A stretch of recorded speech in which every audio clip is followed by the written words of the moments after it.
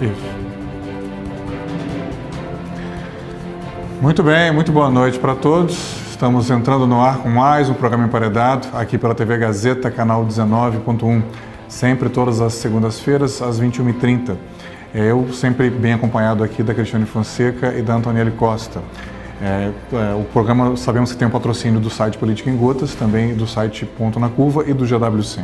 Boa noite, Antoniele, obrigado por estar conosco mais uma noite. Boa noite, deputado. Quero agradecer a presença do senhor aqui, para que a gente possa ter uma bela entrevista. Boa noite, Cristiane, obrigado pela tua presença. Boa noite, Vinícius, boa noite, deputado. Seja muito bem-vindo no programa Emparedado. Obrigado. Muito bem, como os colegas já anteciparam, nosso entrevistado hoje é o deputado estadual Wilson Santos, né?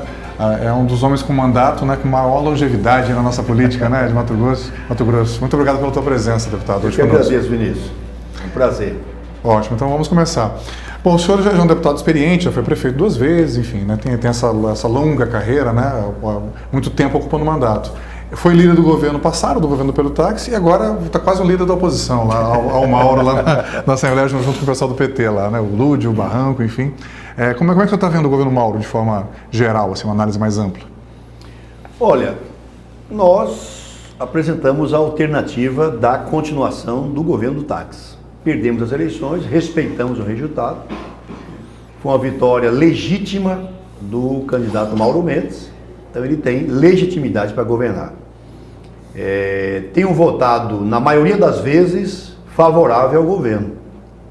Votei favorável na Lei de Responsabilidade Estadual, votei favorável no novo FETAB, votamos a favor de várias outras questões importantes, como a reforma administrativa, e também temos pontuado naquilo que não concordamos. Então, eu estou numa posição muito mais independente do que oposição em si. Então, a minha postura, eu acredito que seja uma postura mais de independência.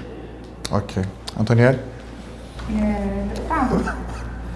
Ainda nesse sentido, o senhor tem, essa semana, inclusive, ingressou com um mandado de segurança na Justiça, no que tange ao projeto dos incentivos fiscais, né? Está tramitando na Assembleia, houve já uma votação para suspender anular todos os atos, né, as sessões. E eu queria que o senhor falasse desse projeto, o que de fato ocorre? O que está ocorrendo? Tá. Bom, primeiro, o governo federal, em 2017, por uma provocação do Supremo Tribunal Federal, da ministra Carmen Lúcia, determinou que todos os estados e o Distrito Federal, Antoniele, façam adequações, corrijam e enquadrem os incentivos fiscais que foram concedidos sem autorização do Conselho Nacional Fazendário. Muito bem. Aqui em Mato Grosso há centenas de empresas que receberam o benefício fiscal de uma maneira que podemos dizer irregular, porque a Constituição deixa claro, incentivo fiscal só pode ser dado por lei e por autorização do CONFAS. E nós temos centenas de incentivos fiscais, principalmente da gestão do Silval Barbosa, que foram concedidos sem lei e sem autorização do CONFAS. Então, para não causar horror nos estados, a ministra Carmen cobrou do Congresso Nacional e o Congresso Nacional acabou editando uma lei, que é a Lei Complementar número 160 de 2017. Essa lei, no espírito principal dela, ela diz o seguinte: os estados e o Distrito Federal têm até 31 de julho de 2019, essa lei de 2017, olha o tempo, para fazer as correções necessárias. A partir do dia 1º de agosto de 2019, os incentivos fiscais só poderão ser concedidos na seguinte condição: por lei e com autorização do CONFAS. Então nós estamos na reta final.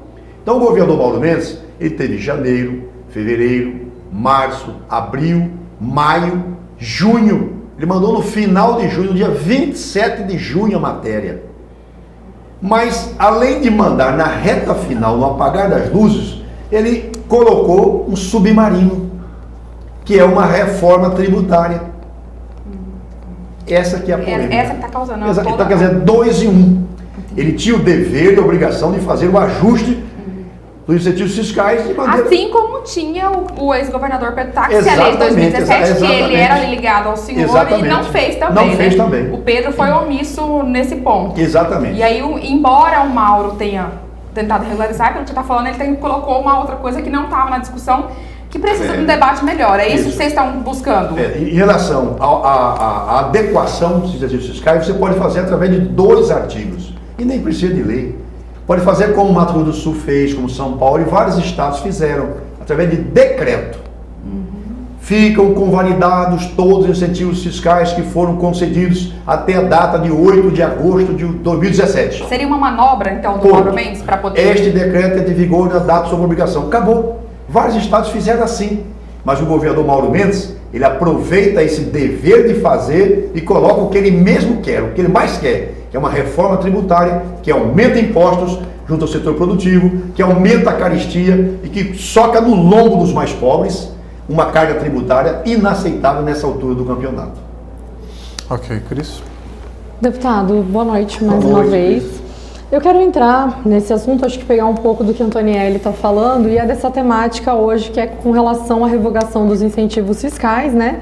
E que também entra na alteração da cobrança do ICMS. Mas eu queria entrar em algo pontual, na questão mais política sobre isso, né? No dia 6 de julho, o presidente da casa, o Botelho, né? Ele mencionou que aqueles que hoje vêm se colocando contrários a essas medidas, né? Estão fazendo politicagem. E em tempo disso, também o governador deu uma entrevista nesse mesmo dia, dizendo: eu vi deputado que falou para nós, e temos várias testemunhas, que soltou outdoor pela cidade, dizendo que o governador deveria tributar mais, e que agora nos critica porque estão fazendo isso. Meus amigos, esse tipo de político que uma hora fala uma coisa, depois fala outra, como todo respeito, me dá nojo. Fecha aspas, governador Mauro Mendes. O senhor esteve, né, divulgando alguns outdoors na cidade justamente com essa construção da questão da taxação do agronegócio. E nesse momento o governador faz esse questionamento. Como que o senhor avalia essa fala hoje do governador Mauro Mendes? Bom, primeiro eu quero agradecer você ter feito essa pergunta. E que eu não sei qual das 2 câmeras que eu olho, é qualquer uma? Não, a central. Aqui, tá? Isso. Muito bem. Quero responder bem olhando nos olhos do telespectador. No dia 18 de maio de 2003, da Avenida Mato Grosso até a Praça Ipiranga, um dos diretores da Fiente, chamado Mauro Mendes Ferreira, arrastou uma multidão de empresários, industriais, comerciantes, do setor de prestação de serviços, com o slogan Acorda Brasil, e usou uma corda, e aqui um acabamento de forca, dizendo que os empresários estavam sendo enforcados, destruídos, era um sufoco.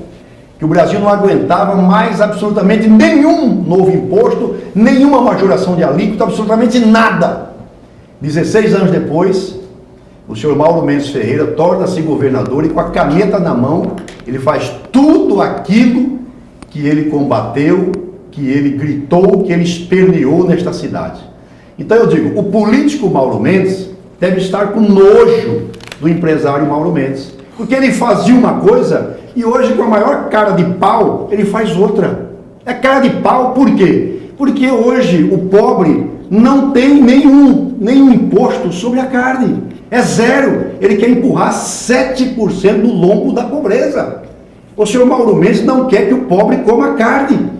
No suíno, 5%, nas aves, 5%, na energia rural, que tem 60 mil micro e pequenos empresários, ele quer enfiar mais imposto no lombo da agricultura familiar, do pobre. Aumenta a carga tributária sobre remédio, aumenta sobre material de construção. Então é um tremendo cara de pau, esse cidadão, que outrora combatia o aumento de impostos e hoje se sente maioral em mandar para a Assembleia, embutido num projeto, escondido, sem ter debatido com a sociedade, sem ter ouvido o setor produtivo, que é impor uma carga tributária inaceitável. Então, nessa matéria de nojo, parece-me que ele já tem nojo do Gustavo Oliveira da Fiente, tem nojo dos industriais, tem nojo dos comerciantes, tem nojo dos professores, tem nojo de deputados que têm coragem de fazer o enfrentamento a ele. Deputado, só pegando um gancho, o senhor disse em entrevista acerca disso, abre aspas, nós já temos 11 votos contra o projeto. Aqui nós fazemos política, governador. Ou o senhor retira a matéria ou arruma.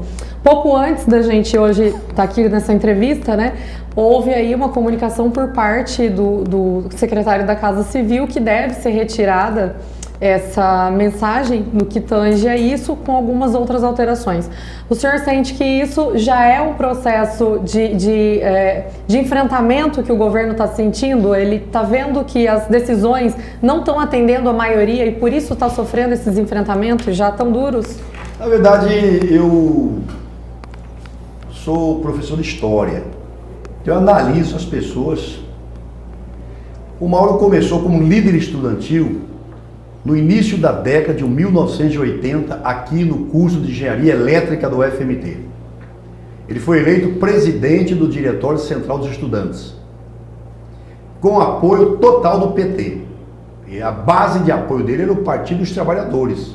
Nós disputamos a eleição com ele, nós apoiamos uma outra chapa, capitaneada pelo Adilson, que era uma junção dos MDBistas com o PCdoB. Então aqui na Federal tinha sempre uma aliança MDB, PCdoB, contra o pessoal do PT. Ele foi candidato apoiado pela base petista e nos ganhou. Ganhou do nosso candidato Adilson. Muito bem.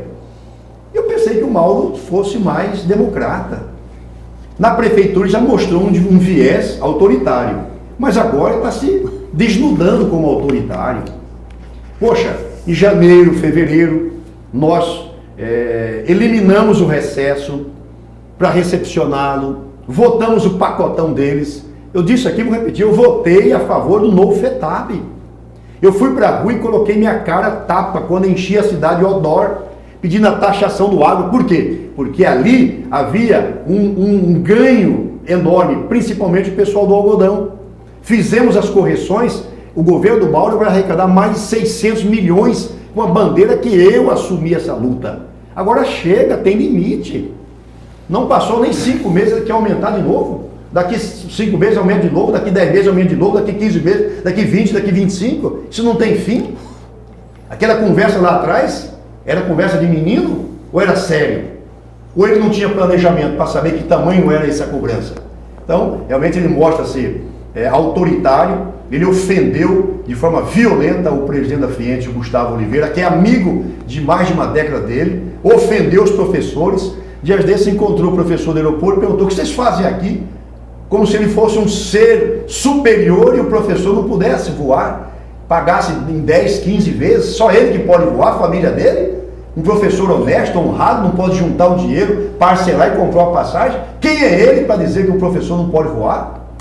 Agora ele diz que tem deputados que tem nojo de deputado? Será que ele tinha nojo de mim quando eu votei a favor do novo FETAB? Quando eu fiz o enfrentamento ao agro na rua? Quando eu votei a favor da reforma administrativa dele? Quando eu votei a favor da lei de responsabilidade estadual dele? Tinha nojo de mim? Quer dizer, é bobagem. Eu não sei se o Mauro está perdido, porque ele não apresenta um projeto de desenvolvimento novo para o Estado. Ele está preso nessa questão do ajuste fiscal, não sai disso. Ele está rodando igual enceradeira. Qual é o projeto para a industrialização do Estado? Qual é o projeto para as ferrovias do Estado? Para as hidrovias de Mato Grosso? Como é que ele vai agregar valor à produção nossa? Como é que ele vai construir? Enfim, ele não mostra nada disso. É o dia inteiro desse rame-rame, brigando com os professores, estão pedindo esmola na rua. Já está carimbado. O governo que fez o professor pedir esmola é o governo do Mauro Mendes.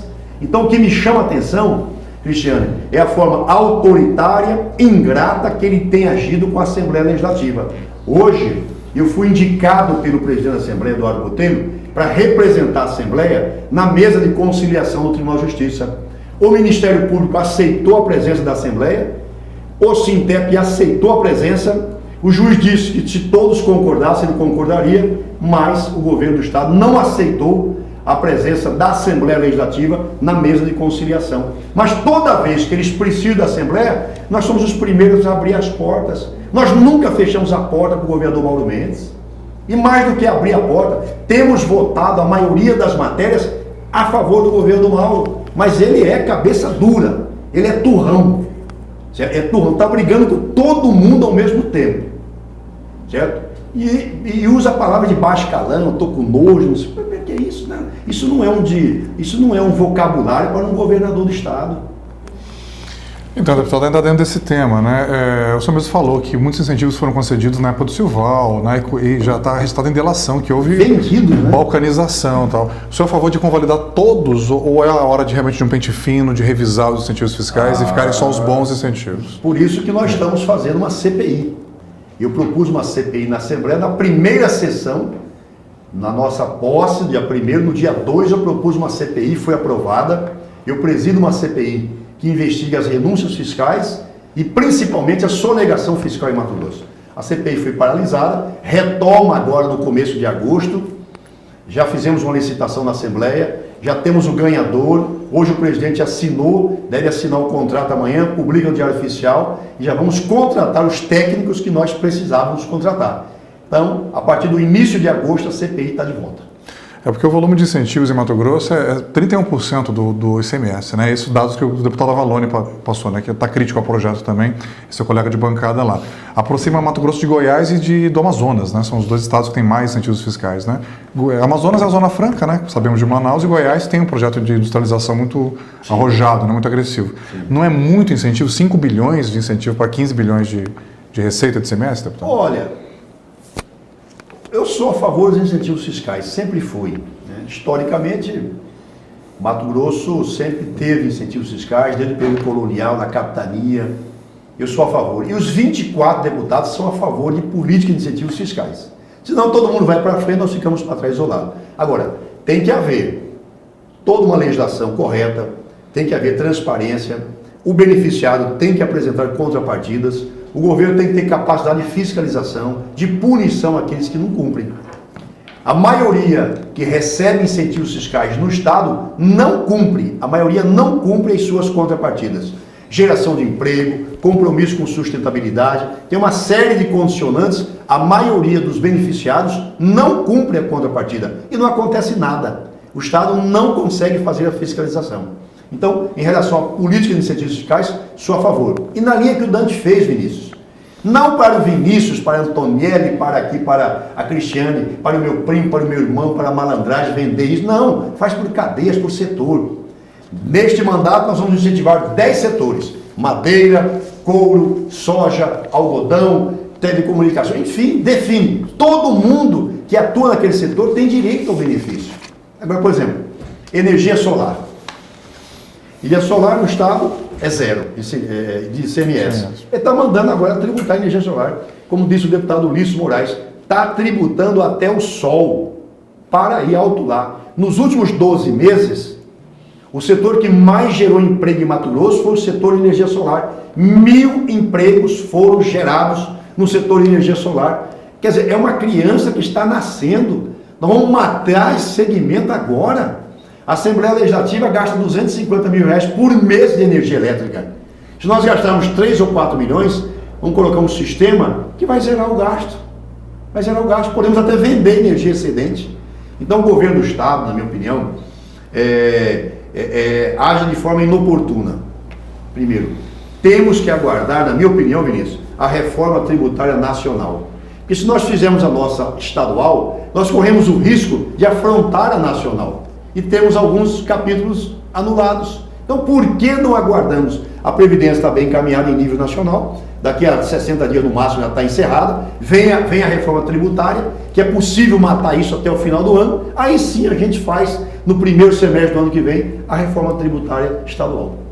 Ok. Antonielli? Deputado, pegando um gancho nessa questão, ao mesmo tempo que a gente fala assim, tem uma CPI, a gente quer apurar e tal, mas a gente, assim, de outras gestões, de outras legislações, sempre passa, às vezes, essa CPI, tem aquele negócio de termina em pizza, não dá nada, ou vai para o judiciário e não se resolve. Outro caso também que eu posso citar, eu queria que o senhor falasse isso sobre a CPI em si, de não terminar em pizza, o que pode resultar de fato, né, em apurado as ilegalidades. Sim.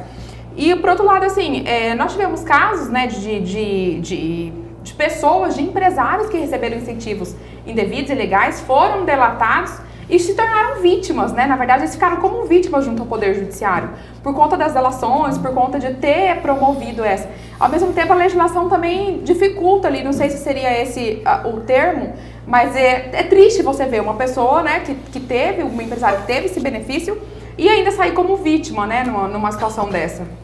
Bom, Antonelli, Primeiro, a CPI tem 3 pedaços. O primeiro pedaço é o parlamento que faz, é a investigação. Feita a investigação, a gente caminha para o Ministério Público, que analisa essa investigação, havendo de fato fundamento, ele apresenta denúncia para a terceira etapa, que é o Judiciário. Então você tem investigação no parlamento, denúncia por parte do Ministério Público, julgamento, condenação por parte do Poder Judiciário. O parlamento não tem poder de denunciar ao Judiciário. O parlamento não tem poder de julgar. O parlamento não tem poder de condenar. É por isso que está essa questão do Sérgio Moro, essa conversa toda aí, porque polícia investiga, só a polícia investiga. Ministério Público denuncia e Justiça julga. Quando você misturou as coisas, você pode contaminar. E aí você alegar, o advogado de defesa, a suspeição, enfim, e a nulidade. Então a CPI é a mesma coisa. Nós só investigamos. Nós fazemos oitivas, ouvimos, nós buscamos documentos, nós fazemos visitas, apronta a peça final e manda para o Ministério Público. Muito bem. Sobre esse tema, renúncia a incentivos fiscais e sonegação, já houve 2 CPIs na Assembleia. Uma meteórica de 3 semanas, dezembro de 2014. Gerou dois relatórios. Um do relator Emanuel Pinheiro, outro do deputado Riva. O parecer do deputado Riva acabou sendo vitorioso. Fizeram uma CPI em cima de uma cooperativa única. Não houve ninguém para depor, fizeram e encaminharam. O Ministério Público Federal não aceitou, a Polícia Federal não aceitou porque não tinha provas. Ok. Veio uma segunda, muito bem feita. Começou em março de 2015, presidente Zé Carlos do Pátio, relator deputado Max. E foi até dezembro de 2016. 1 ano e 9 meses.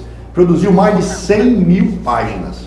Essa CPI gerou mais de 30 inquéritos na Delegacia Fazendária de Mato Grosso. Os seus frutos estão correndo. Ainda tá tem certo? coisas Está pra... correndo, forte, fortíssimo. Até surgiu uma pauta a vocês de ouvir o chefe da Delegacia Fazendária sobre esse tema. E agora nós fizemos a terceira CPI, que é de renúncia e sonegação fiscal. Nós resolvemos entrar em áreas que nunca foram analisadas, como combustível, mineração, tá? O agro, que já tem, mas vamos fazer de novo, e também uma outra área que é, eu me lembro daqui a pouquinho, combustível, mineração, o agro e frigoríficos. Então as 4 áreas estão sendo analisadas. O primeiro depoimento lá foi do Aldo Locatelli, que ele falou: eu sou do setor e posso afirmar que o setor sonega mais de 450 milhões por ano. Quer dizer, uma gestão Mauro Mendes daria o quê? 1 bilhão e 800 milhões. O que nós esperávamos do governo Mauro Mendes? Que apoiasse a CPI. Pelo contrário, ele faz tudo para desanimar a CPI, para não ver a CPI avançar. Uma pena. Nós tínhamos que ter esse apoio. Com relação de que não dá nada, delação, aí já é com o Judiciário. O Judiciário. Você fala muito daquele senhor Rosa, né? Lá da Trator Parts, né?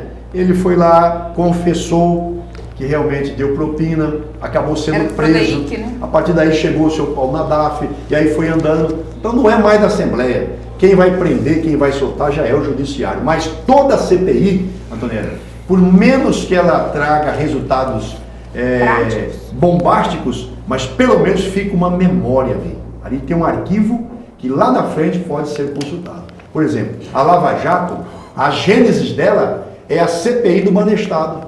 Verdade. Que foi presidida por um senador cuiabano, Antero Paz de Barros. Lá atrás começou o Banestado, os doleiros. Lá atrás começou com o Antero Paz de Barros. Não deu muita coisa, mas depois vem a Lava Jato, que pega essa memória, todo esse arquivo, e já tem uma base para avançar, e deu no que deu. Está mudando a história do Brasil, inaugurando uma nova era de uma CPI que aparentemente não tinha dado muita coisa. Muito bem, vamos precisar encerrar o nosso primeiro bloco. Tá animado o programa, né? Quando passa rápido é porque está bom. Aí voltamos com a Cris logo na sequência. Convido vocês a continuarem acompanhando o programa Emparedado logo após o intervalo. Estamos entrevistando hoje o deputado estadual pelo PSDB, Wilson Santos. Até logo.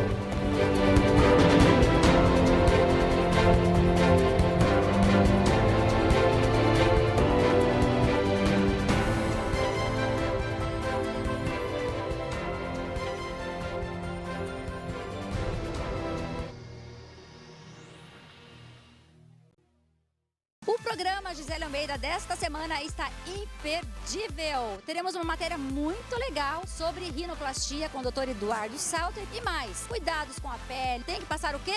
Filtro solar. Dica de viagem com Então Vá. Patigraf vai agora para onde? Floripa. Tudo isso e muito mais aqui no programa Gisele Almeida. Oferecimento Sushi Mais, especialmente delicioso. Acessórios Adaia, Shopping Estação Piso L2 e Tânia Baggio, excelência em micropigmentação.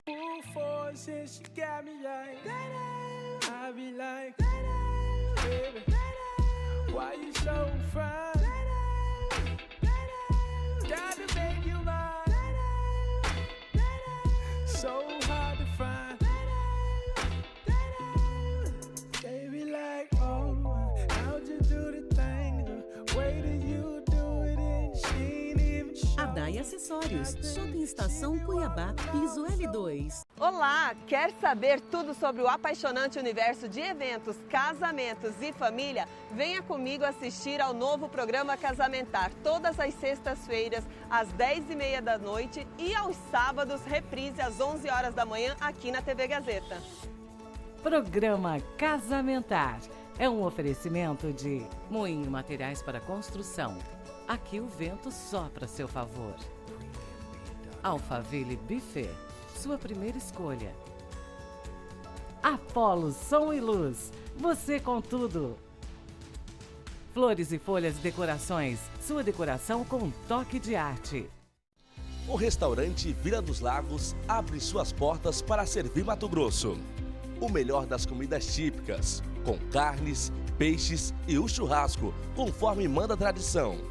Nas festas sob encomenda, fazemos o boi no rolete e também o porco no rolete. E o costelão de chão. Comer bem num ambiente agradável, cercado de natureza, água e cachoeiras. O restaurante Vila dos Lagos está a 20 quilômetros de Cuiabá, na Estrada do Manso, junto com o Aquapark. Faça agora mesmo a sua reserva pelos telefones 99999-9102 ou 99952-0330.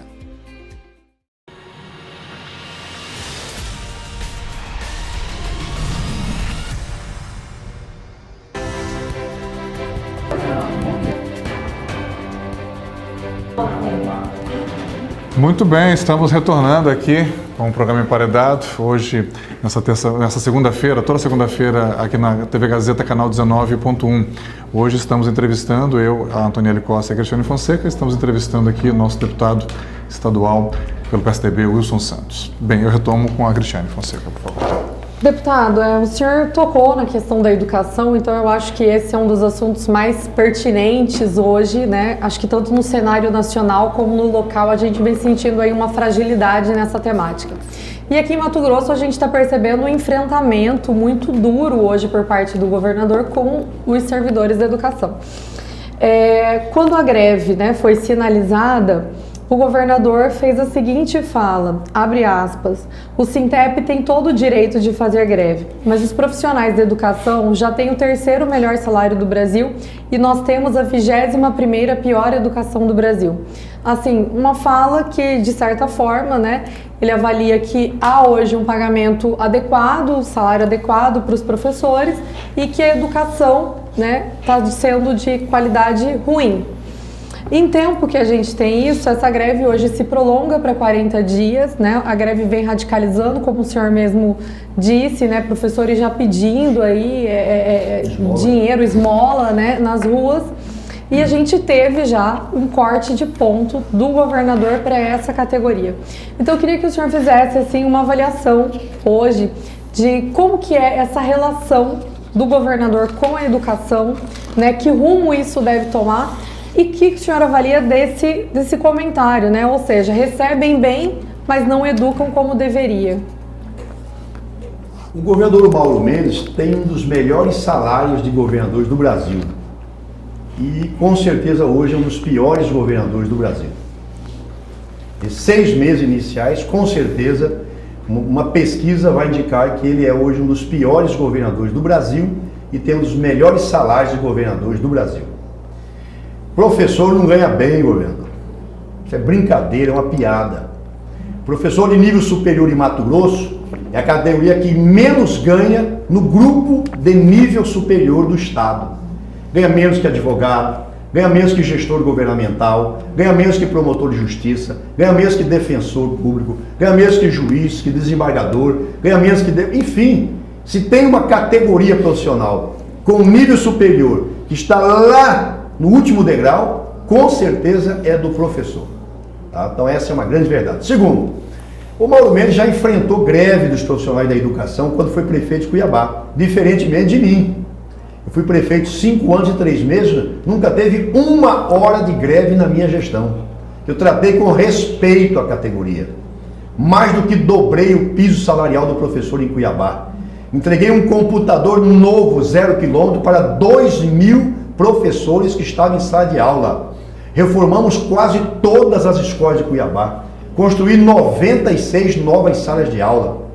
Ganhamos prêmios nacionais como prefeito amigo da criança, o prêmio Mama África, a melhor política de promoção da igualdade racial do país nós fizemos de Cuiabá, eu e a professora Jaci Proença. Então nós tratamos a educação com seriedade. E o que veio de resultado? Saímos da 19ª posição no ranking das 27 capitais e ficamos em 7º lugar na qualidade, no IDEB. Quer dizer, o professor, quando é tratado com respeito, ele responde imediatamente. Ele devolve aquilo. Agora, desse jeito que está aí, o professor indo para as praças, para os semáforos, pedir esmola, eu nunca tinha visto ainda. Eu nunca tinha visto. Hoje à tarde, o secretário-chefe da Casa Civil, Mauro Carvalho Filho, anunciou que vai pagar metade dos dias descontados, agora dia 26 de julho, e a outra metade dia 26 de agosto. Eu sou autor de um projeto de lei para pôr um ponto final nessa bagunça. O professor é a única categoria que, quando para, ele é obrigado a repor as suas aulas. O médico, quando faz greve, aqueles pacientes que ficaram um mês sem ser atendidos, aquele já passou. Às vezes, algum até agrava a situação, vai para a UTI, alguns falecem. Não tem mais como recuperar. O único profissional que, quando para, é obrigado por lei a repor em suas aulas é o professor. Então, por isso eu fiz um projeto na Assembleia, no sentido, é manifestação, movimento paredista, é greve na educação, não desconta os dias parados.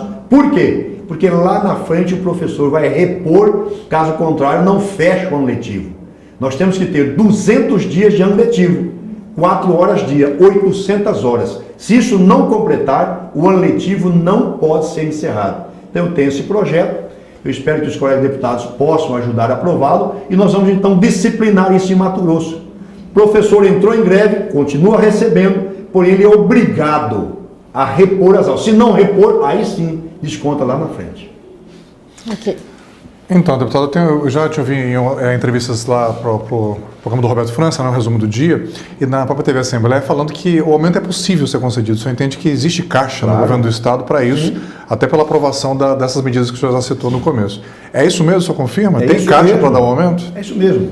Eu peguei a prefeitura de Cuiabá, no dia 1º de janeiro de 2005, com 3 salários atrasados, 13.500 servidores públicos em greve. Ninguém vendia um picolé, 1 quilo de carne para um professor para a rede municipal de Cuiabá. Ninguém aceitava. E eu disse, em 90 dias, se eu vencer as eleições, eu arrumo isso aí. Em 56 dias. É só pegar os jornais, os veículos de comunicação, no dia 27 de fevereiro de 2005. Está lá. Paguei todos os salários atrasados e nunca mais atrasou salário na história da prefeitura de Cuiabá. Nunca mais atrasou. Eu paguei salário que não era da minha gestão. Eu disse ao governador Mauro Mendes, governador, chama os chefes de poderes, peça uma moratória branca para eles. Em 60 dias o senhor coloca tudo isso em dia que tem dinheiro. Agora, ele não faz o dever de casa e quer cobrar imposto, não tem autoridade. Qual é o dever de casa que ele não faz? Primeiro, ele disse na campanha que ia diminuir o número de cargos comissionados, mentiu para a sociedade. Ele aumentou o número de cargos comissionados. Eu estou dizendo aqui no dia 9 de julho de 2019, às 22 horas e pouco, o governador Mauro Mendes aumentou o número de DGAs no estado de Mato Grosso. Aumentou como? Ele diminuiu 8 DGA1, ele extinguiu o cargo de secretário e ele criou 53 cargos de DGA 6. 53 menos 8, ele aumentou 45 cargos DGAs. Então é conversa mole, conversa fiada, que ele está fazendo dever de casa. Não está fazendo. 2. No grupo de despesas correntes orçamentárias, que é composto por salários, encargos sociais, juros, pagamento de dívida e custeio da máquina, esse grupo deve fechar o ano em torno de 13 bilhões. É o grupo que mais gasta dinheiro do contribuinte. Esse é o grupo pesado. Aproximadamente 13 bilhões serão gastos este ano pelo governo Mauro Mendes para pagar salários, encargos sociais, juros, dívida, custeio da máquina. Muito bem. Terminado o primeiro quadrimestre, janeiro, fevereiro, março e abril, compareceu lá na Assembleia o senhor Galo, Rogério Galo, e apresentou então as contas. Eu fiquei de queixo caído. Mas não é possível. Um governador que veio do setor empresarial, que foi tão bem sucedido nas suas empresas, tido como um expert nas suas empresas, na área privada, como é que ele faz isso? Sabe o que ele fez? Em relação ao primeiro quadrimestre de 2018, ele economizou apenas 0,8%. Uma vergonha. Quer dizer, não faz o dever de casa. Era para ter economizado muito mais, 8, 10, 12%, economizou 0%, aumentou cargos políticos para paniguar e fazer cabide de emprego no Estado. E agora ele vem para cima, xingar professor, ameaçar cortar ponto, e cortou ponto, tem professor passando fome, recebeu R$46, não tem como pagar a energia da sua casa, pagar a água da sua casa, vai para a rua pedir esmola, ele não fez o dever de casa dele. Não tem autoridade. Então, deputado, nesse tema ainda, né, o senhor foi líder do governo Pedro Tax, foi apoiador dele, foi secretário de cidades, né, do governo Pedro Tax, e o governo Mauro alega que o Tax deixou 3,5 bilhões de dívida assim, de curto prazo, inclusive folhas, né, atrasadas, né? Você acha que isso não complicou muito também esse começo de governo do Mauro? Olha, bom, ver a música, vamos deixar para depois do intervalo. Quando vem a música, nós precisamos interromper, né? Fica o suspense, é bom que quem está acompanhando ficou suspense. Estamos entrevistando aqui, está bastante animada a entrevista, eu juntamente com a Antoniela e a Cristiane Fonseca, estamos entrevistando o deputado estadual pelo PSDB, Wilson Santos. Convido vocês a continuarem conosco logo após o intervalo.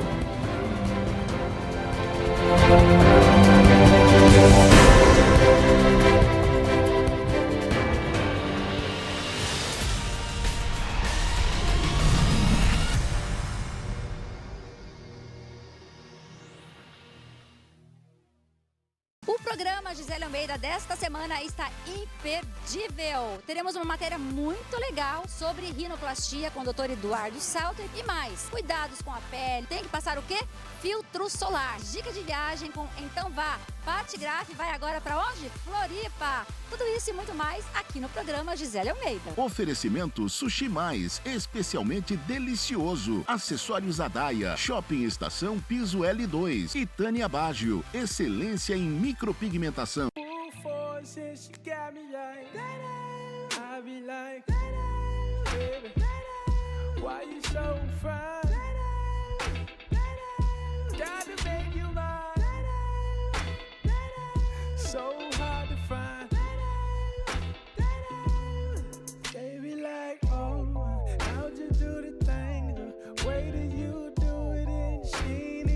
Adaia Acessórios, Shopping Estação Cuiabá, Piso L2. Olá, quer saber tudo sobre o apaixonante universo de eventos, casamentos e família? Venha comigo assistir ao novo programa Casamentar, todas as sextas-feiras, às 10h30 da noite e aos sábados, reprise às 11 horas da manhã, aqui na TV Gazeta.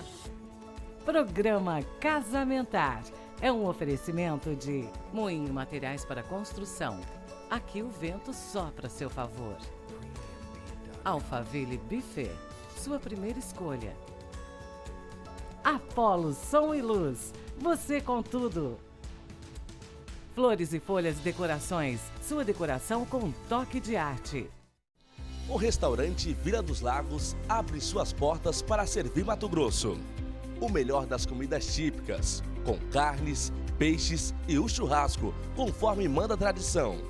Nas festas sob encomenda, fazemos o boi no rolete e também o porco no rolete e o costelão de chão. Comer bem num ambiente agradável, cercado de natureza, água e cachoeiras. O restaurante Vila dos Lagos está a 20 quilômetros de Cuiabá, na Estrada do Manso, junto com o Aquapark. Faça agora mesmo a sua reserva pelos telefones 99999-9102 ou 99952-0330. O programa Gisele Almeida desta semana está imperdível. Teremos uma matéria muito legal sobre rinoplastia com o Dr. Eduardo Salter e mais. Cuidados com a pele. Tem que passar o quê? Filtro solar. Dica de viagem com Então Vá. Pati Graf vai agora para onde? Floripa. Tudo isso e muito mais aqui no programa Gisele Almeida. Oferecimento Sushi Mais, especialmente delicioso. Acessórios Adaia, Shopping Estação Piso L2 e Tânia Baggio, excelência em micropigmentação.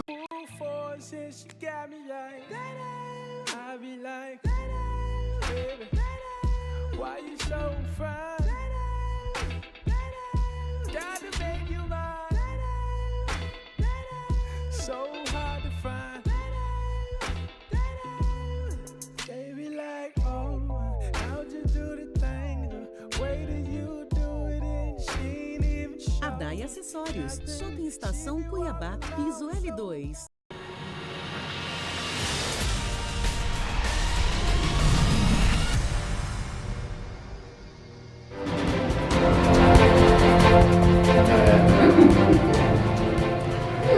Muito bem, estamos retornando aqui para o nosso último bloco deste programa Emparedado desta noite. Estamos entrevistando aqui, eu juntamente com a Antonielle Costa e Cristiane Fonseca, estamos entrevistando o nosso deputado estadual, Wilson Santos, do PSDB. Bom, deputado, eu terminei fazendo uma pergunta, né? A herança do Pelotax não foi muito maldita para o Mauro, não? 3 bilhões e meio de dívida de curto prazo? Olha, eu nunca fui expert em contabilidade. Cada governo que assume alega um passivo, alega uma herança maldita. Né? Uma caixa preta, às vezes? Eu assumi Cuiabá com 3 salários atrasados, nunca falei mal do meu antecessor. Até porque o meu antecessor, o França, também herdou um peso. Se você aceita ir para a disputa, meu amigo, você tem que assumir. Casou com a viúva, assume os filhos. Então eu assumi Cuiabá, calado, fui lá, resolvi, fiz. E no primeiro ano não fiz nenhuma obra física em Cuiabá, 0. E mesmo assim, 3 anos depois, o povo me reelegeu com mais votos. Eu tenho a maior votação da história que um prefeito teve até hoje em Cuiabá. Eu fiz 175 mil votos em 2008 contra o Mauro Mendes. Depois o Mauro em 2012 não atingiu essa votação, e o Emanuel em 2016 não atingiu 175 mil votos. Que foi um reconhecimento da população, a minha gestão, a Vinha das Torres, o início do Rodoanel, a ETA Tijucal que levou água para 150 mil pessoas, os cursinhos pré-vestibulares, 14 mil lotes regularizados, o Peladão, o apoio à cultura local, Siriri, o Cururu, Rasqueado, Lambadão, 96 salas de aula, o upgrade que demos na educação. E eu recebi, Vinícius, eu sou um prefeito que recebi 4 prêmios nacionais. 4 prêmios. Sou o único prefeito do estado que recebeu o Prefeito Amigo da Criança da Fundação Privada Brinc. Recebi um prêmio do Ministério de Minas e Energias com o melhor programa de iluminação pública da história do Brasil. Recebi um prêmio do Sebrae Nacional com o Cuiabanco que eu fiz, microcrédito. E recebi o Mama África, a melhor política de promoção da igualdade racial do Brasil. E eu não aleguei coisa nenhuma, fiquei nessa choradeira eterna, nesse rame-rame. Tem que levantar a cabeça e, como eu digo ao governador, o senhor precisa apresentar para a sociedade um novo projeto de desenvolvimento para esse estado. Até hoje o senhor não largou a chupeta. É a choradeira de manhã, à tarde e à noite. Estado de calamidade financeira. Está aí. A Secretaria do Tesouro Nacional não reconheceu. A Advocacia Geral da União não reconheceu. A Raquel Dodge não reconheceu. A ministra Rosa Weber não reconheceu. Estão dizendo que vão novamente reeditar. Quer dizer, isso é brincadeira, né? É brincar com a cara do contribuinte. É brincar. O ICMS, junto com o FETAB, darão a Mato Grosso este ano, eu vou repetir, o acréscimo no ICMS. E o novo FETAB darão a Mato Grosso, grave isso aqui, Depois me cobraram. Mais de 1 bilhão e 200 milhões. Excesso de arrecadação só nesses dois setores. O novo FETAB e ICMS. 1 bi e 200. Não pode pagar 128 milhões. 10% na lei complementar 510, da dobra do salário para os profissionais de educação. Claro que pode. Não paga porque não quer. Ok, Antonielli. Deputado, o senhor enaltece bastante essa questão de quando o senhor foi prefeito, as benfeitorias que o senhor fez. Mas, por outro lado, hoje restam algumas ações na Justiça. Várias. Ações de improbidade, várias. Suspeitas de algumas irregularidades nas gestões. Como é que o senhor vê? Uma delas, assim, que é uma obra que ela não foi concluída, hoje foi determinada a remessa para a Justiça Federal, é o próprio Rodanel, que o senhor acabou de citar como uma benfeitoria. E o que o senhor extrai disso? Eu vou falar de todas as ações que eu respondo. Eu sou transparente. Eu tenho uma condenação em primeira instância, porque eu contratei profissionais da saúde para combater dengue em Cuiabá. Fui condenado pela doutora Célia Regina Vidotti, depois dela estar uma semana na vara nova. Uma semana que ela chegou, já me condenou. Certo? Recorri ao Tribunal de Justiça, está sendo julgado no Tribunal de Justiça. Ainda não há trânsito julgado em segunda instância. Eu tenho muita esperança de que lá eu possa ser absolvido, como o Luiz Soares já foi. Olha o nível que chegou. O promotor Célio Fúrio, ele processou eu e o secretário Luiz Soares.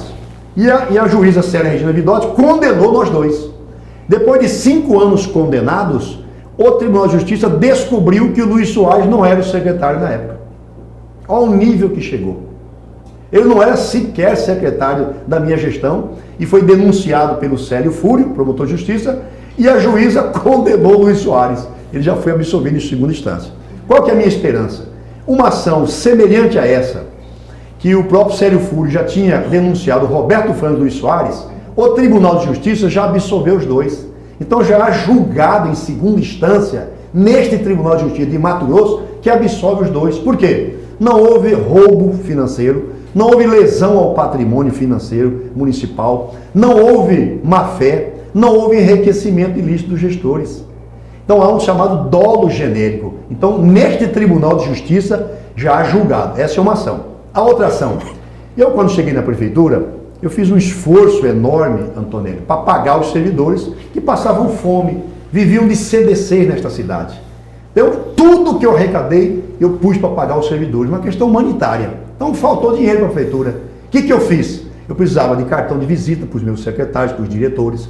Eu precisava de envelopes, de papel ofício. Eu precisava de outros materiais nas escolas. O que eu fiz? Eu chamei as empresas e propus um escambo. O que é escambo? É troca, onde não envolve dinheiro. Vocês colocam o seu outdoor, essa rotatória pública, você coloca o seu backlight, seu front light nesse canteiro público, e você me dá, por exemplo, Big Line, uma empresa seríssima. O Big Line é uma empresa seríssima. O Big Line nos deu um furgão usado, reformado, levei para o parque, para o Horto Florestal. Em troca disso, eu deixei o Big Line explorar publicidade na área pública. A 35 do seu sangue, um homem sério, me deu 5 carros zero. Eu coloquei um carro zero em cada conselho tutelar da criança e adolescente. E assim foi. Moto, teodolito, material gráfico, eu troquei. É o escândalo, eu troquei. Eu era para receber um prêmio por isso. Eu não tinha dinheiro, então eu busquei criatividade. Uma parceria público-privada, que é uma coisa normal, que é uma das opções para o governador Mauro Mendes fazer funcionar o VLT, uma PPP. Eu já usava lá atrás a PPP. Aí eu fui condenado. Aí o juiz da condenação, Porto Luiz, disse: não houve enriquecimento ilícito, quer dizer, não roubei, não roubou. 2, não houve má-fé e não houve dolo, ele reconhece na sentença. Terceira ação, Rodoanel. Quando eu era menino, eu vi o Rodrigues Palma e o Garcia Neto fazer a primeira perimetral de Cuiabá. Cuiabá cabia dentro da perimetral, da Miguel Sutil. Depois veio o Dante, duplicou a Miguel Sutil. E eu sonhava em fazer uma segunda perimetral para Cuiabá. Eu pensei em grandes projetos para Cuiabá. Avenida das Torres, Eta Tijucal, Rodoanel. Saí desse rame-rame. Comecei daí. Tem 8,5 km pronto, onde passam mais de 2.000 veículos e caminhões todos os dias no Rodoanel. Agora, uma pena que os meus sucessores não continuaram o Rodoanel. Tem mais de 100 milhões em caixa. Ninguém fez 1 metro no Rodoanel. Não fez mais nada no Rodoanel. Qual que é a denúncia lá? Em relação são dois tópicos em relação à licitação e em relação ao que eu paguei serviços que não foram executados. Com relação à licitação, já está prescrito. Esse item já está superado. Com relação ao que eu paguei a mais, eu não paguei a mais coisíssima nenhuma.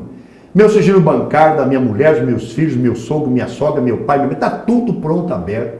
Pode abrir o meu sigilo bancário desde a primeira conta minha no Financial 1981, Bemater, Real, Bradesco, Santander, onde eu tive. Pode abrir.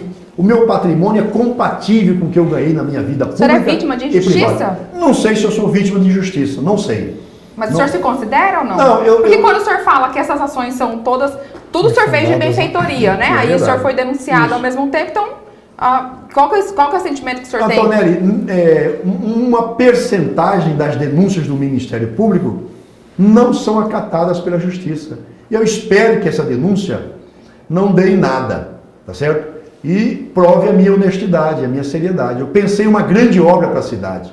Tem 8,5 km feito. E tem mais 1,5 aproximadamente que eu fiz corte de montanha, fiz base, subbase e drenagem. E na auditoria que o Exército fez, o Exército não mediu essa segunda parte não pavimentada. Faltou uma última denúncia, Operação Bereré. Embora o senhor não tenha se tornado réu, ela tá tramitando no Tribunal de Justiça, né, sobre aquelas acusações de desvio no Detran, que o senhor teria sido beneficiado com dinheiro Qual que é o valor que eles me acusam? Por meio do irmão do senhor. Acho que é 100 e poucos mil, né? Não, 12 mil reais. A Operação Bereré, ela apura prováveis desvios de 30 milhões de reais no Detran. E a acusação a mim é de que eu fui beneficiado com 12 mil reais. Nunca recebi um cheque de Silval Barbosa. Nunca fui deputado com Silval Barbosa. Esse episódio acontece de 2010 a 14, eu não era deputado, eu tinha pedido para governador por Silval. Eu fui candidato porque eu sabia quem era Silval. Eu sabia quem era Silval, que tudo isso ia acontecer. Eu avisei a sociedade, mas a sociedade ficou magoada com a minha renúncia da prefeitura e não votou em mim. Então a acusação minha no Bereré, eu vou ser livrado disso também, não existe. Não tem cheque nenhum em meu nome, nunca foi depositado nada na minha conta, isso é conversa fiada. Tem nada a ver com Bereré. Você pode aguardar que não vai dar nada. Em relação a mim, absolutamente nada. Ok, Cris. Deputado, eu quero voltar na questão da calamidade, né? Calamidade que foi, né, apontada aqui no governo, né? Mas o Tesouro Nacional, como o senhor já bem apontou, né? E uma série de outros poderes aí, né? Falaram da não procedência, né, desse estado de calamidade. No entanto, hoje o secretário da Casa Civil, Mauro Carvalho, numa outra emissora, uma entrevista no período matutino, ele afirmou que Mato Grosso pretende reeditar mais uma vez o decreto de calamidade. Então, assim, qual que é a avaliação do senhor como deputado e como que a Assembleia recebe isso, né, caso venha a ser levado novamente, né, para o Legislativo, em tempo que você tem já toda uma conjuntura nacional, né, o Tesouro Nacional, que é a nossa referência, já não respaldando isso? Bom, primeiro, eu quero dizer a você que eu votei favorável ao primeiro decreto de calamidade financeira. O governo estava começando as primeiras semanas e eu dei um voto de credibilidade ao governo. Como votei a favor do novo FETAB, como fui para a rua, coloquei outdoor, cobrando taxação do agronegócio, como votei a favor da lei de responsabilidade estadual para o governador Mauro Mendes, como votei a favor da reforma administrativa para o governador Mauro Mendes, eu também votei nesse decreto, dando um voto de credibilidade. Mas com o passar do tempo, nós vimos que isso era um tremendo blefe. Quando a Secretaria do Tesouro Nacional disse não reconhece, eu pus o pé atrás.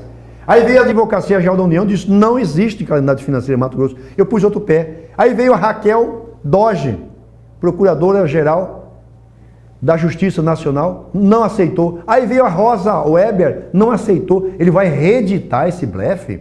Dessa vez eu vou votar contra. Ok. Só pegando também o gancho, já que o senhor falou de blefe, né? Eu queria aproveitar que um site, o documento, no dia 21 de junho, ele deu, né, uma das suas matérias, fala que o secretário Mauro Carvalho busca uma aproximação, né, entre Mauro Mendes e o Wilson Santos. E, inclusive, no evento sobre a dislexia, né, organizado pelo senhor, o Mauro Mendes esteve presente e o clima foi muito agradável. Ao final Foi muito agradável, né? Sim. E ao final, né, da matéria, com uma fonte não revelada pelo site, mas ainda assim reportada, ele fala o seguinte: acho que até o início do próximo ano teremos o Wilson como nosso defensor na Assembleia. Ele será importante para ajudar o governador e retomar o equilíbrio das contas públicas. É uma fonte anônima, o jornal Documento publicou, e eu queria saber qual que é a opinião do senhor sobre isso. Eu quero dizer que em política tudo é possível, principalmente quando o interesse da sociedade está acima de tudo. Quando o norte, quando a bússola é uma educação de qualidade, a melhoria da segurança, saúde decente, quando os interesses do povo são os norteadores, tudo é possível. Eu tenho votado, a maioria das minhas votações é a favor do governo Mauro. Eu não tenho o que reclamar de mim. Não tenho o que reclamar de mim. Ele foi, sim, no encontro sobre a dislexia, a meu convite. Eu sempre convidei o Pedro Táxi, ele nunca foi, não foi nenhum. Mas na primeira vez que eu convidei o Mauro Mendes, ele foi. Temos que ser verdadeiro. Foi e sinalizou lá interesse em encaminhar um projeto para a Assembleia para redefinir de uma vez por todas políticas públicas nessa área de inclusão. Gostei muito. Ele foi aplaudido. Fez mais de 30 selfies, fotografias. Eu senti que o governador saiu de lá super satisfeito com o nosso trabalho. Eu não expus o governador, ele não tomou vaia. É um evento que eu faço há 4 anos. É o maior evento do Brasil quando o assunto é dislexia. E vamos fazer aqui também o maior de autismo do Brasil. Eu sou muito apaixonado pela educação inclusiva. Então não tenho nenhum problema com o senhor governador Mauro Mendes, com a pessoa dele. Se ele entrar aqui agora e estender a mão, eu vou cumprimentá-lo. Ele, o Mauro Carvalho. Agora, não baixe o nível. Eu tenho um nojo disso, tenho um nojinho daquilo, um gostinho desse. Não vem com isso pra cima de mim, não. Que pau que dá em Francisco, dá em Chico. Já enfrentei ele em 2008. Não tenho medo dele. E se você quiser, pode convidá-lo aqui para vir aqui debater comigo, nós dois de novo aqui. Nós temos o programa Confronto de Ideias. Está Quem feito sabe, o convite. pode ser uma sugestão. É minha prioridade. Eu gostaria de debater com o governador Mauro Mendes. Estou pronto para fazer o debate de alto nível e civilizado com ele. Agora, larga de querer agredir os professores, que eu não aceito isso. Vou defender os meus colegas. Não aceito ele vir com esse papo de que está com nojinho aqui, narizinho ali, que tititi, que é riquinho. Não. Ele foi eleito para ser governador de Mato Grosso. Ele tem compromisso. Aqui está o plano de governo dele. Eu mandei encadernar, está aqui. Todo dia eu leio isso aqui. Todo dia eu leio, sei de cor e salteado, linha por linha, mais do que ele. Eu conheço o plano de governo do Mauro Mendes mais do que ele. E conheço o projeto 114 que ele mandou para a Assembleia mais do que ele, porque o Mauro Mendes não leu todo o projeto que ele mandou para a Assembleia. Eu desafio ele a vir debater comigo aqui. Ele não leu, e vou dizer mais para você. Eles vão arrumar o projeto. Eu disse já há dias. Ou ele arruma esse projeto, ou nós já temos 13 votos para derrotar esse projeto. Ok, deputado, um outro tema o senhor já abordou de forma lateral, vamos aprofundar. VLT, né? Vai levar tempo, né? Que significa VLT, que eu costumo brincar, né? O governo Táxi teve 4 anos, não conseguiu resolver. O senhor esteve lá como secretário de cidade cerca de 1 ano, também 1 ano e pouco, não conseguiram resolver. O Mauro está falando talvez em reverter, né? E em abandonar o VLT e migrar para um BRT, talvez, né? E o senhor está crítico dessa opção, né? Como é que o senhor vê a saída para o VLT nesse governo atual do Mauro? Não, primeiro a verdade. O candidato Mauro Mendes Ferreira, durante a campanha eleitoral, disse que ele precisaria de 1 ano para apresentar à sociedade a resposta sobre esse tema VLT. Temos que ser verdadeiro. E ainda está apenas no 7º mês. Então o governador ainda tem quase aí 6 meses, segundo o seu contrato social que ele fez com a sociedade na campanha. Não tenho cobrado dele. Porque ele diz na campanha, eu preciso de 1 ano para estudar. Está dentro do prazo. Segundo, eu defendo a conclusão do VLT. Por quê? Lá atrás, quando eu era prefeito de Cuiabá e o Blairo era governador, nós fizemos com o presidente Lula e com a ministra Dilma, nós assinamos um documento, a chamada Matriz de Responsabilidade, pelo BRT, Ônibus Rápido em Canaleta Exclusiva. Eu assinei, está lá, documentado 2009, BRT. Muito bem. Com o passar do tempo, o deputado José Geraldo Riva liderou um movimento na Assembleia que conseguiu 21 adesões, e ele foi ao governador Silval, ele mais 21 deputados, e exigiram do governador Silval a mudança do modal. Essa é a verdade. É isso que vai para a história. O governador Silval não tinha ideia nenhuma de mudar, mas a força da Assembleia, quase que unânime, fez com que ele cedesse à pressão da Assembleia. Então, quem mandou e quem fez a mudança chama-se José Geraldo Riva, que inclusive logo após encheu a cidade de outdoor. Os veículos de comunicação registraram o outdoor dizendo que ele tinha sido o grande capitão, o grande comandante dessa mudança. Muito bem. Mudou-se para o VLT. Apareceu um projeto de graça de Portugal. Foram para o Porto. Inclusive eu estava nessa época estudando em Coimbra. Eu fiquei lá 4 meses em Coimbra fazendo uma pós-graduação em estudos europeus que eu fiz, concluí pela Universidade de Coimbra, tenho o certificado em casa. Muito bem. Depois virou o que virou. Mudaram um parecer técnico no Ministério das Cidades. A diretora depois foi denunciada pelo MPF, foi julgada e condenada. Certo? Houve realmente uma fraude, mas com fraude tudo eles conseguiram mudar. Gastou-se 1 bilhão e 66 milhões, certo? 1 bi e 66 milhões. A obra está 55% pronta e quando eu assumi a secretaria no dia 21 de novembro de 2016, o governador me disse, sua principal missão é pôr o VLT para rodar. Falei, eu posso fazer a negociação com o consórcio? Falei, está autorizado. Eu tinha 5 ações em cima do consórcio. Estava judicializado até o gogó, como dizem nós cuiabanos. Até o gogó, 5 ações. Eu fui, montei uma equipe, eu trouxe o José Piccoli do Rio de Janeiro, foi o cara que implantou o VLT no Rio de Janeiro. Trouxe grandes nomes como Rafael Detone, como Tiago França. Montei uma bela equipe para fazer o VLT. Em 32 dias, no dia 23 de dezembro de 2016, eu levei os diretores do consórcio ao gabinete do governador e assinamos a negociação. Está fechada a negociação. 32 dias. Por que não andou então? O governador disse, agora eu quero que este acordo seja analisado pelos Ministérios Públicos Estadual e Federal. Levamos aos Ministérios Públicos. Depois de alguns dias, os Ministérios Públicos apresentaram a posição. 26 discordâncias. Peguei as 26 discordâncias do governador, nós vamos chegar no entendimento. E comecei a trabalhar. E vamos embora. E vamos trabalhando. Vai daqui, vai daqui, vai dali. Conseguimos superar 23 discordâncias. Restavam 3 discordâncias. Era uma questão de 10, 15 dias, nós íamos chegar e zerar as discordâncias. Nesse momento, aparece a delação do Silval Barbosa, quando ele diz que, olha, desta obra VLT, eu roubei 18 milhões de reais. Aí contaminou tudo, amigo. Quem é que vai meter a mão numa cumbuca dessa? Ele vem e diz, eu roubei do VLT, porque roubou também da trincheira, roubou dos túneis, roubou da arena, roubou de tudo que podia roubar. Dizem por aí, não tenho prova, que chegou a 1 bilhão de reais o roubo. Dizem por aí, devolveu 7%, está livre, né? Até a Gazeta fez uma matéria, o crime compensa. Não quero entrar nessa seara, mas todos vocês, jornalistas, são testemunhas que ele assumiu publicamente, justamente no momento em que nós já havíamos fechado o acordo com o consórcio para voltar às obras. Nós tínhamos fechado o entendimento, difícil, duro. Chegamos a fazer reunião de 11 horas de duração. O Silval vem, quer dizer, intencionalmente, ele não tinha interesse em ver as obras do VLT retomadas. E ele conseguiu jogar uma pá de cal nisso.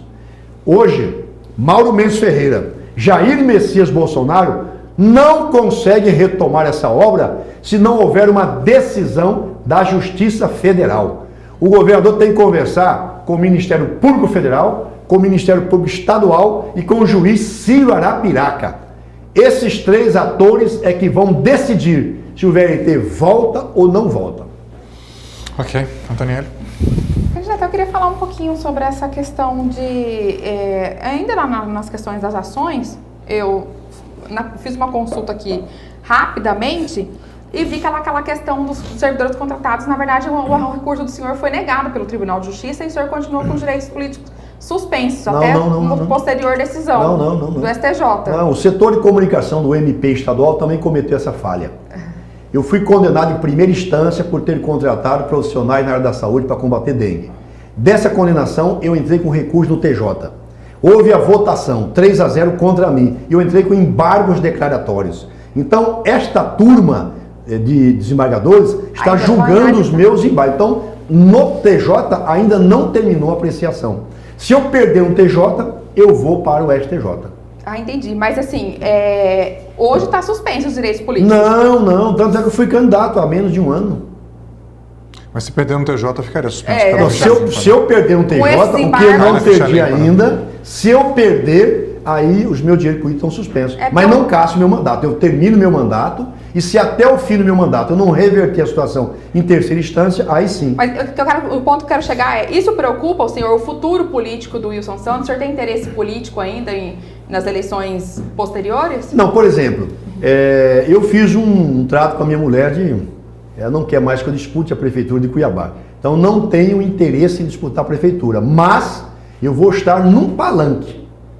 Eu quero participar, apoiando alguém, levando os votos que eu tenho, o prestígio que eu tenho, as lideranças que me seguem. Eu quero ainda participar do processo eleitoral do ano que vem, não como candidato.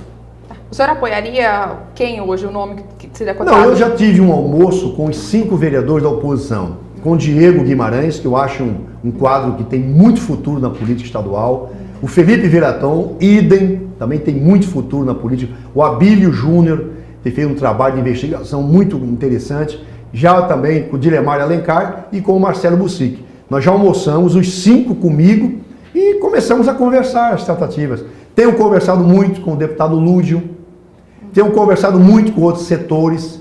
Então talvez nasça uma grande frente de oposição ao Emanuel Pinheiro ou ao candidato do Emanuel Pinheiro. Nós queremos apresentar um novo projeto para Cuiabá. Você acredita que o Emanuel disputa a reeleição? Como é que o senhor vê o nome dele? Não tenho a mínima noção. Eu sinto ele com muita vontade de disputar. A tendência, quem está no exercício do mandato, a tendência é ir à reeleição. Eu fui à reeleição, fiz mais votos na reeleição do que na eleição. Que depois de 4 anos eu fui julgado.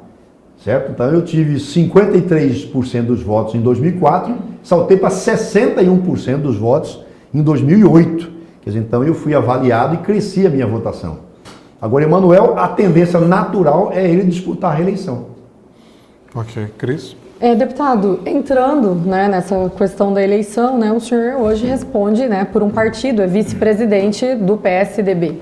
Municipal. Municipal. E dentro do PSDB também não tem um consenso hoje com relação às eleições municipais. Inclusive, o vereador Renivaldo, ele vem fazendo uma fala no sentido de que se Emanuel for candidato, né, ele vai tentar, né, proporcionar a possibilidade do PSDB apoiar essa candidatura. Como que fica hoje o PSDB nesse processo, né? Assim, como o senhor disse, não é candidato, mas como que o PSDB vai ficar nesse processo, já que lideranças do partido, né, divergem aí nesse quadro? Bom, primeiro, o PSDB tem um D de democrático.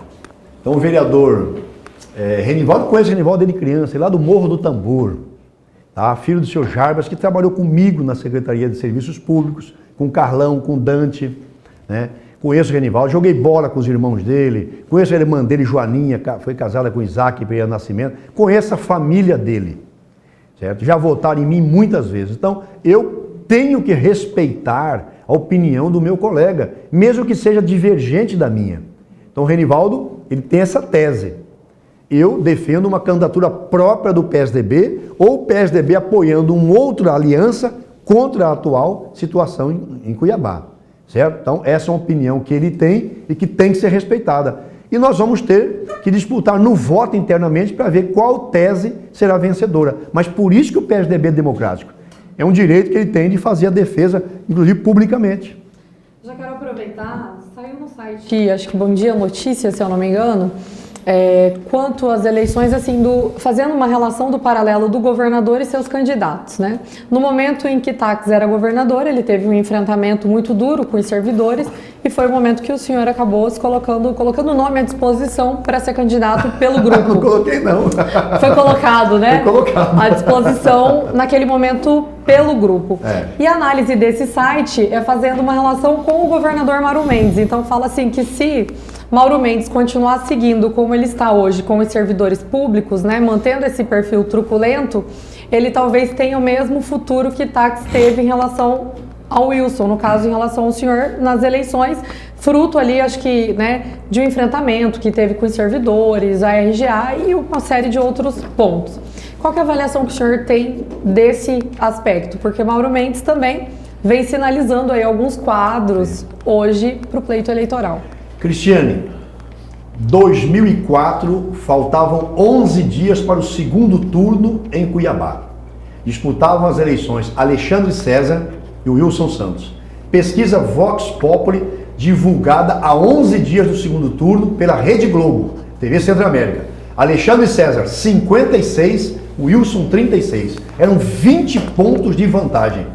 Wilson venceu as eleições com 6 pontos. Então, o que vai acontecer em política não tem prognóstico tão fácil.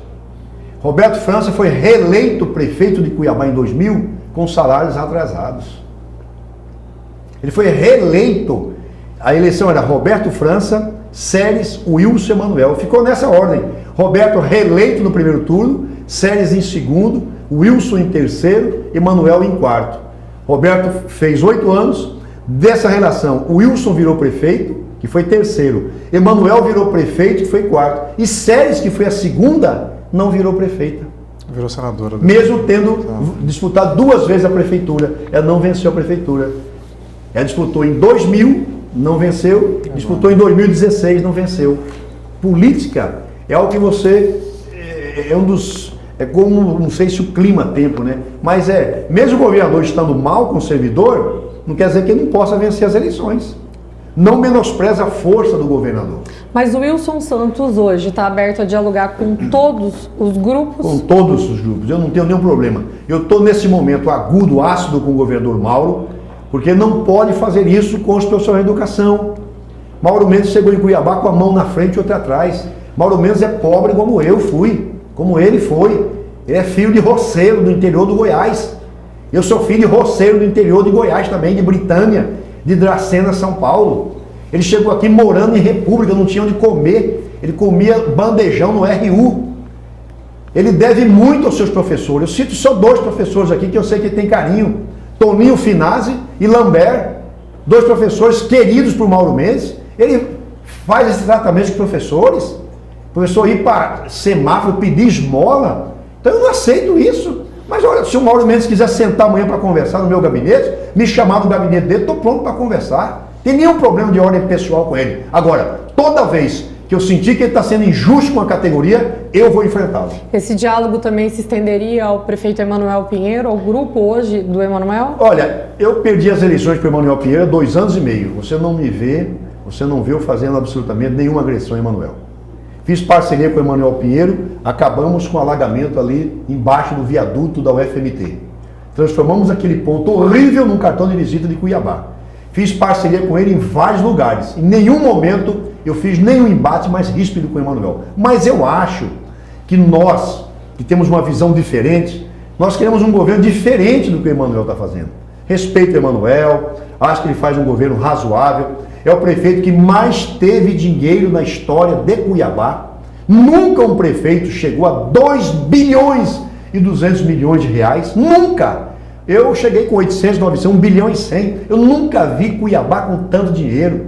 Eu peguei Cuiabá com 10 milhões e 300 de IPTU. O Emanuel está recebendo 160 milhões de IPTU. Isso não existe, uma loucura. Então há dinheiro sobrando na prefeitura de Cuiabá. E isso graças a que eu fiz também, a que o França fez, a que o Chico fez, a que o Mauro, todo mundo foi consertando um pouquinho. Eu coloquei salário em dia. Emanuel não pegou nenhum mês atrasado. Mauro Mendes não pegou nenhum mês atrasado. Chico Galino não pegou nenhum mês atrasado. E eu e o Roberto pegamos meses atrasados. Roberto pegou 4, 5 meses atrasados. Peguei 3. A gente corrigiu isso. Eu fiz a Avenida das Torres, que é o novo eixo de desenvolvimento da cidade. Mais do que uma avenida, é um eixo de desenvolvimento industrial, comercial, da gastronomia, do esporte, habitacional. Eu fiz o início do Rodoanel. Eu fiz uma solução definitiva para a água em Cuiabá. Nós melhoramos acentuadamente a educação em Cuiabá. Fomos premiados nacionalmente em Cuiabá. Então nós colocamos o nosso tijolinho para que Cuiabá tivesse hoje uma arrecadação fantástica. Quase 2 bilhões e meio de arrecadação tem em Cuiabá. E, deputado, só, Vinícius, para dar uma última fechada aqui, né? No mandato anterior, deputado, o senhor teve muito enfrentamento com a deputada Janaína Riva, né? Até então ela era aí também a maior opositora do governo Táxi, né? E atualmente a deputada Janaína tem se ouvido, né, que ela distanciou um pouco dos servidores, que outrora ela se aproximava mais, né? Inclusive houve uma audiência para discutir a greve, tentar dentro da Assembleia construir uma saída para isso, e a menos que o site que deu essa informação não esteja correto, mas quem fez o requerimento foi o Lúdio, né? E participou o Barranco, o deputado João Batista, o senhor, o Max Russi, o João José e o Thiago Silva, né? E a Janaína Riva, não sei se compareceu, mas pelo menos aqui ela demonstrou não estar na audiência e parece que hoje está mais afastada do funcionalismo público. Como é que o senhor avalia hoje esse afastamento da deputada Janaína, que outrora, né, ficou até como uma referência em relação aos servidores na luta do RGA e outros enfrentamentos com o governador? Olha, eu não tenho autoridade nenhuma para fazer avaliação sobre nenhum colega. Respeito as posições. Da minha parte ficou uma visão sobre mim errada, de que eu era contra servidor. Eu nunca fui governador de Mato Grosso, não tive esse privilégio de ser, tentei ser, não consegui, nunca fui, mas eu fui prefeito de Cuiabá. E os servidores de Cuiabá conheceram o prefeito Wilson Santos.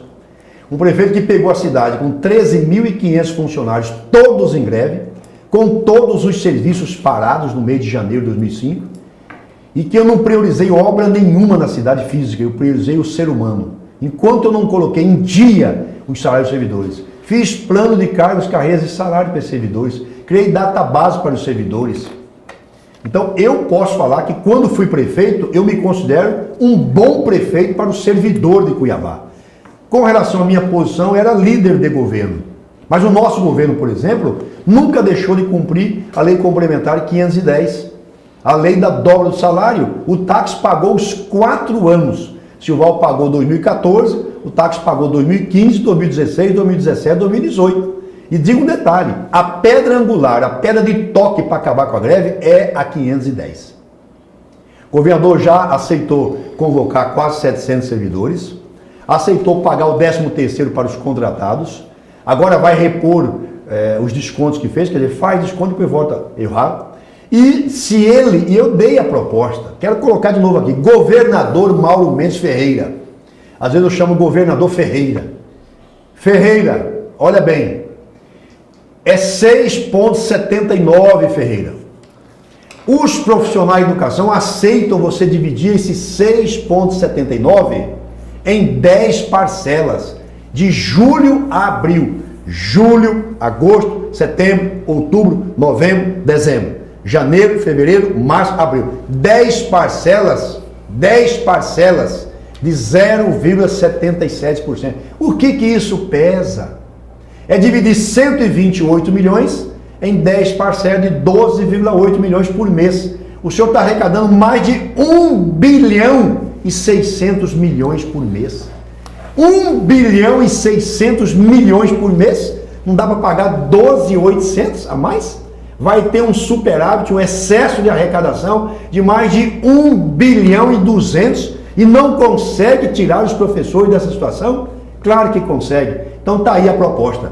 Se aceitar, eu quero ser o porta-voz, junto com o Botelho, com os deputados da Assembleia, para nós colocarmos um ponto final nessa greve. Esta semana, segunda-feira, voltar às aulas. Deputado, será que quando o senhor fala que o senhor ficou mal visto, não sei se o termo que o senhor usou, pelos servidores, isso se dá aos embates que o senhor teve? Você acredita que o senhor chegou a xingar, né, sindicalistas? Foi condenado em primeira instância a indenizar. Oscarlino, não é? Foi condenado em primeira instância a indenizar. Indenizei. E falei para ele, primo, não me provoque mais, que eu não aguento mais pagar você, primo. Olha, Antonelli. Você acredita que foi a isso? Esses embates duros que o senhor teve? Primo tirou quase 7 mil do galinho. Depenou este galinho. Então, eu fiz a referência a ele. Eu não fiz aos servidores. Mas tem gente que é mal intencionada. Eu fiz a ele. Foi um embate, eu e ele. Ele me xingou também. E eu falei, perdi a paciência. Olha, eram mais de 60 dias de bombardeio. Eles colocavam aquele carro de som xingando a gente de manhã, à tarde e à noite. Era uma pancadaria o dia inteiro. Eu perdi a paciência. Errei. Um líder não pode perder a paciência. Nunca errei. E aí eu xinguei ele, me xingou também. Só que eu não processei ele. Aquele negócio de briga de rua. Quem dá o primeiro tapa ganha, né? Como eu não processei, ele socou o processo do meu lombo. Como eu reconheci que tinha errado, eu peguei o dinheiro e paguei ele, meu primo. E mas falei, você acredita que foi esses embates que gerou esse... Ou era a ligação com o Pedro? O que gerou esse sentimento no servidor? Foram embates pessoais meus, não tem nada a ver com o Pedro, não. Entendi. Um outro ponto, deputado, da tua atuação parlamentar é essa renegociação da dívida que o Mauro está tentando fazer, da dívida dolarizada, né, que Sim. o Silval fez. Ele está tentando fazer uma troca dessa dívida por outra Sim. mais alongada com o Banco Sim. Mundial. Né? Algo que o governo Pedro Táxi vinha fazendo, algo muito semelhante também. O senhor está se posicionando de forma contrária também na Assembleia a esse projeto. Né? Eu posso falar porque eu fui prefeito de Cuiabá. Eu construí a Avenida das Torres, sabe quanto que a prefeitura deve da Avenida das Torres? Nenhum real. Eu não fui prefeito de viver de empréstimo. Absolutamente. Construí a ETA Tijucal, não fiz empréstimo coisa nenhuma. Eu articulei politicamente com o Antero, senador, com a Séries, com a Bicalil, com o Eliton. Eu fazia política com arte. Consegui construir as torres sem deixar uma dívida para os meus sucessores. Construí a ETA Tijucal sem nenhuma dívida dos meus sucessores. Mesma coisa com o Rodoanel. Fiz 96 salas de aula, 36 equipes do programa Saúde da Família. Sou o prefeito que mais fez equipe na história de Cuiabá. Sabe quantos que o Mauro Mendes fez como prefeito? 5. O Emanuel parece que não fez nenhuma até agora. Até agora parece que não. Eu fiz 36 equipes PSF Cuiabá. Policlínica no Pé 90. Dupliquei a Policlínica do Verdão. Dupliquei a Policlínica do Planalto. Tripliquei salário dos médicos. Por isso que eu fui reeleito. Então, o que acontece? O Mauro está vendo só a árvore, não está vendo a floresta. Ele quer tirar do dele, porque ele tem 7 parcelas para pagar, de 35 milhões de dólares. Ele não quer pagar essas parcelas, quer reduzir lá embaixo as parcelas e empurrar para os seus sucessores. Tanto é que o empréstimo é até 2038. Quem for governador em 2022 vai pegar para pagar. O outro governador 2026 vai ter que continuar pagando. O governador 2030 vai continuar pagando. O governador 2034 vai continuar pagando. Até 2038. Ele quer tirar essa dívida dele, ele quer pagar pouquinho e empurrar 20 anos no lombo da sociedade. E o que acontece com esses 20 anos? Se fosse o mesmo valor, eu concordaria. Ué, você deve 250 milhões de dólares... Em 20 anos vai ser 250 milhões de dólares? Mentira! Ele vai acrescentar à dívida quase 500 milhões de reais novos. Isso que eu não aceito. Não é justo. Uma coisa é você ir lá na Casa Buri, lá no mercado, lá na Citilar, lá não sei onde, comprar um ferro em 5 parcelas. O juro é tanto. Outra é se eu comprar em 50 parcelas uma TV. É muito mais juro. Ora, paga as 7 parcelas como o Pedro Táxi pagou, como o Silval pagou, paga como eles pagaram e mata essa dívida até setembro de 2022. Em setembro de 2022 o Estado não tem mais dívida com o Banco of America. Ele quer fazer o quê? Quer pegar 250 para pagar 320 milhões de dólares.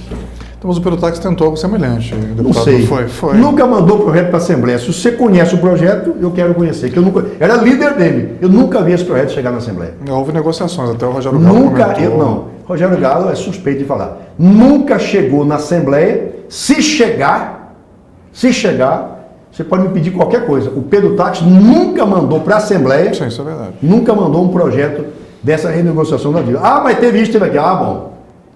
Isso aí eu não sei. Eu quero saber se chegou o projeto, quem mandou foi Mauro Mendes.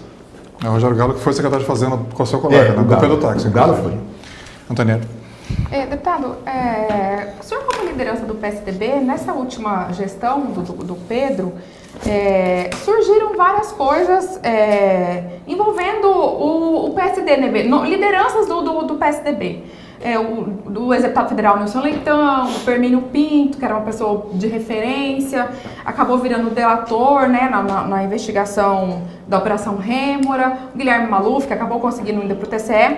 Será que isso de alguma forma manchou o partido, ou os nomes do partido? Como é que o senhor avalia a operação que teve na SEDUC do Jandir? Não há dúvida, Antonello, não há dúvida que foi uma nota dissonante. sociedade não aceita mais desvios de recurso público, a sociedade não aceita mais desvio de conduta do homem público. Não aceita, não há dúvida de que o partido